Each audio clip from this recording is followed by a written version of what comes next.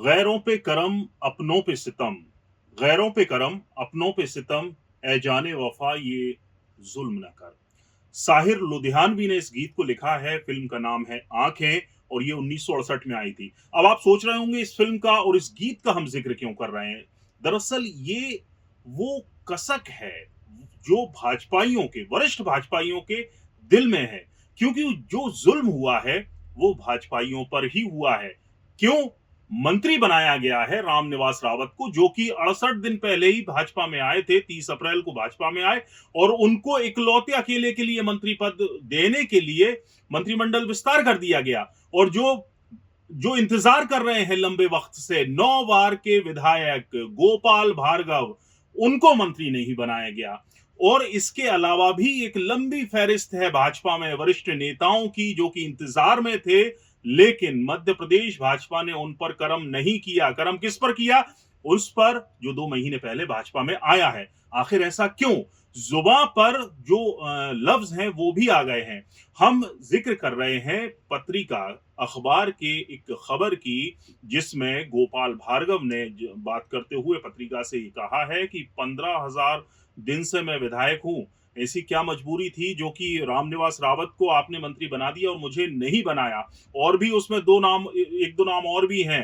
अजय विश्नोई ने भी सवाल उठाया है। तो इस मुद्दे पर बात करने के लिए हमारे साथ मौजूद है प्रशांत शर्मा। प्रशांत, क्या मजबूरी रही भाई कि गोपाल भार्गव और भूपेंद्र सिंह और तमाम जो लंबे फहरिस्त है उनको नहीं बनाया और जो है रामनिवास रावत को बना दिया। और अब क्या ये कहा जाए कि भाजपा जो है रामनिवास रावत को मंत्री बनाकर फंस गई है? राशिद, मुझे भारतीय जनता पार्टी को देखते हुए मशहूर शायर हैं बशीर बद्र साहब। जी जी। उनका एक शेर याद आ रहा है कि कुछ तो मजबूरियां रही होंगी, यूं ही कोई बेवफा नहीं होता। क्या मजबूरी आ गई कि रामनिवास रावत को बनाना पड़ा, अकेले के लिए मंत्रिमंडल विस्तार करना पड़ा?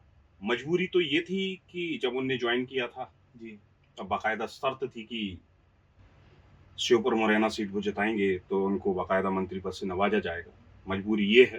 दूसरी, उन लोगों की ओर बात करें हम, जैसे कि जी आपने जिक्र किया गोपाल भार्गव का, जी जी 9 बार के विधायक रहे। उन्होंने पत्रिका से बात करते हुए बताया कि साहब, हम 15,000 दिन से जी विधायक हैं, जी हमको नहीं बनाया गया मंत्री। जी ये शीर्ष नेतृत्व से आप पूछें।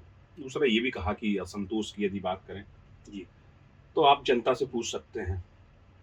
बाकायदा उन्होंने एक इंटरव्यू दिया। जी तो इससे ये साफ हो गया है कि भारतीय जनता पार्टी की मजबूरी थी रामनिवास रावत को मंत्री बनाने की।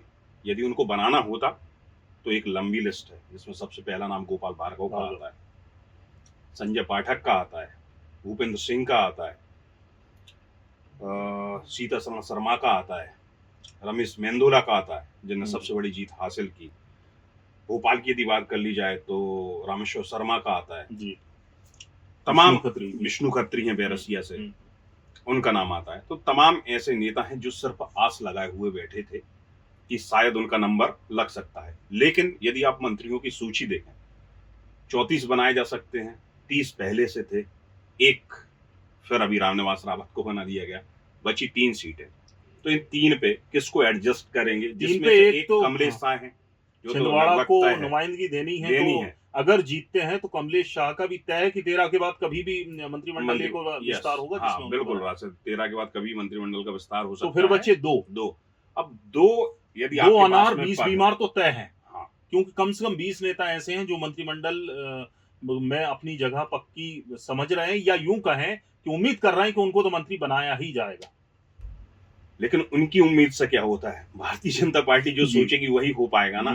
क्योंकि मंत्री पद बचे हुए हैं 2 जी, और लिस्ट में लगे हुए हैं 20 आने की, जो हर दिन अपने ख्वाब लेके चल रहे हैं कि हाँ, आज नहीं तो कल, कल नहीं तो परसों। लेकिन ऐसे में कहां से एडजस्ट करेंगे? ये हो सकता है कि जिनका परफॉर्मेंस ठीक नहीं रहा हो, उनके विकेट गिर जाएं, उनकी जगह पर एडजस्ट किया जाए। लेकिन मुद्दे की बात तो ये है कि बात हम कर रहे हैं कि आखिरकार इतने सीनियर लीडर को छोड़कर जी, जो कुछ दिन पहले आए हैं और जो लंबे समय से विधायक रहे हैं, उनको जगह ना देते हुए उन्होंने रामनिवास रावत को दे। गोपाल भार्गव ने जो सवाल उठाया है वो भी बहुत मौजूद है कि ऐसी क्या मजबूरी है आपकी, क्योंकि आप कांग्रेस से आए हुए नेता को जगह दे रहे हो। अगर जो कि अभी विधायक भी कांग्रेस के हैं, उन्होंने इस्तीफा दिया है, अभी उनको चुनाव भी लड़ना है, तो ऐसी जल्दबाजी क्या है? एक और मैं जिक्र करना चाहता हूँ, विधानसभा चुनाव से पहले प्रशांत भाजपा और आरएसएस समर्थित एक अखबार है, उसके जो मुखपत्र पे ये प्रथम पृष्ठ पे ये हेडलाइन के साथ खबर छापी गई थी कि ओवरलोड जो बस है, फुल भरी बस को ओवरलोड कर रही है भाजपा।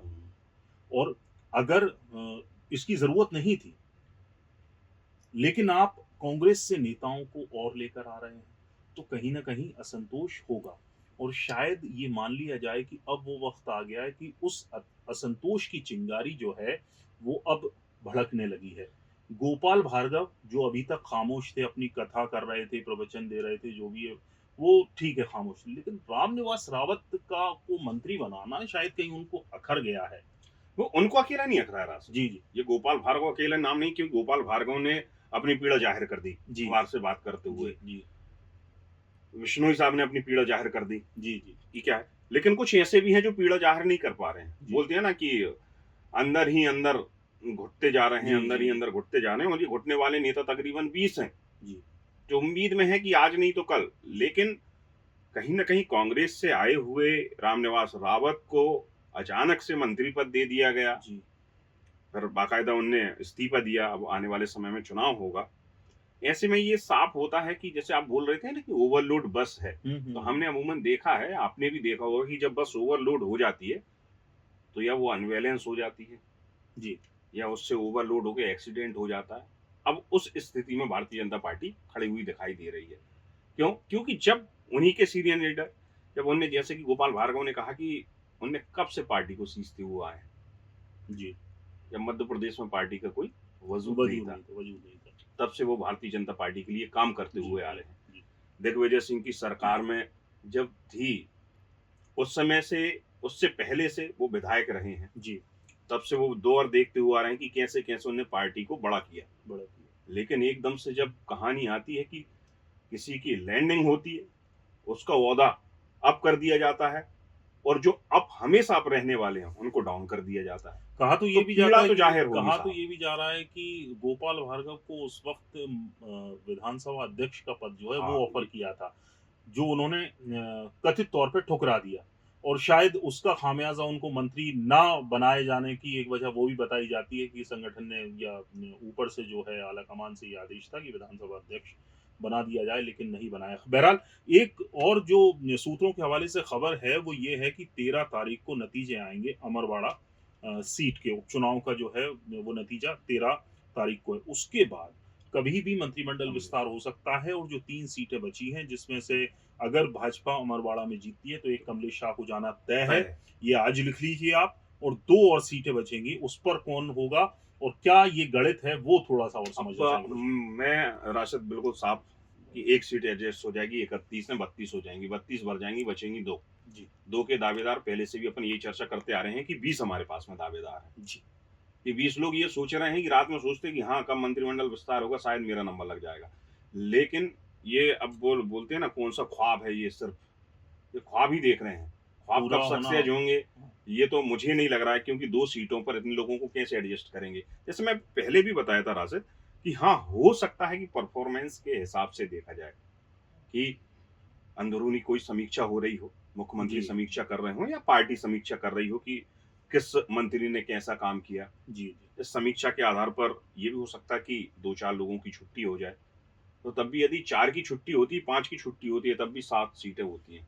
और जिनकी छुट्टी होगी वो भी वो भी उनको उनके भी हजम सुर। करना बड़ा हाँ मुश्किल होगा, क्योंकि वक्त बहुत कम मिला है। दिसंबर में साहब, मंत्रिमंडल बना ये दौर हजम करने वाला कब से चालू हुआ है आपको पता है? जी सिंधिया जी जब भारतीय जनता पार्टी जी में आए जी थे, जी जब उनके समर्थकों के साथ वो आए, तब उनमें से तकरीबन 6 या 7 को मंत्री बनाया गया था। जी उस जगह पर जो तैयारी करते हुए आ रहे नेता थे भारतीय सालों जनता से जो पार्टी से, हाँ हाँ जिन्होंने उस जिले को, उस विधानसभा को सींचता हुआ इतना बड़ा किया था, जी। उनके सबके अरमान ठंडे हो गए थे।